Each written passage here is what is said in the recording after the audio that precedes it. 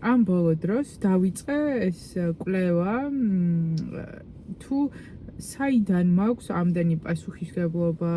რატომ მინდა სხვების ცხოვრებაში ჩარევა, მინდოდა უბრალოდ რატომ მინდოდა რომ ყველას დავხმარებოდი მიუხედავად იმისა, მათ უნდოდათ თუ არა და ვაკვირდებოდი რომ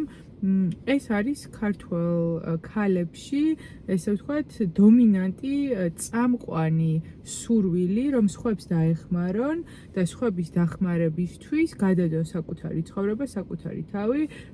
ბევრ რაღაცაზე, ყველაფერზე თუ არა უარი თქვან და ნუ თუნდაც ის რომ ამდენი ემიგრანტი ქალი გვყავს და მათი ქმრები მამები, ზრდასრული, სრულწლოვანი შვილები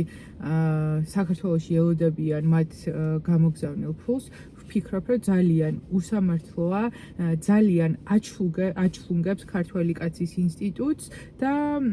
ძალიან ბოჭავს და აუბედურებს ქართველ ქალს.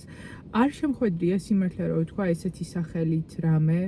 რომ ქართველი ქალის სინდრომი, მაგრამ მე ვფიქრობ ეს არის სინდრომი, რადგან თითქმის რა ვიცი, ყოველ მეორე მესამე ქალში მეორდება, ხო, ეს ჰიპერმზრუნველობა, საკუთარი თავის ბოლო ადგილზე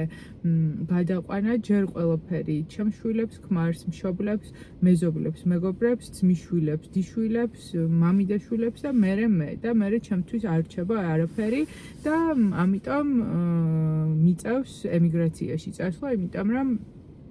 ქმარს ან შვილს არ უნდა და ხელის განძრევა საქართველოში, თუნდაც ან თვითონ წასულიყო ემიგრაციაში. საიდან იწყება და საიდან მოდის ეს სინდრომი? სულ ასე იყო, სულ ასე არ იყო. ქართველ ქალს ჰქონდა თავისი ძალიან დიდი ფუნქცია და სოციალური როლი ჩვენ საზოგადოებაში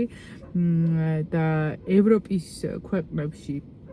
ევროკავშირზე რო ვისაუბროთ, ჩვენ, როდესაც გვყავდა ქალი მეფე,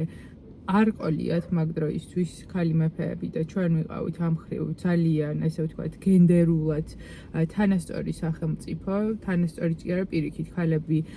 იყვნენ ანუ პრივილეგირებულები სხვა ქვეყნებთან და მეზობელ ქვეყნებში, ევროპაც რო ჩავთვალოთ, ევროპულ ქვეყნებთან შედარებით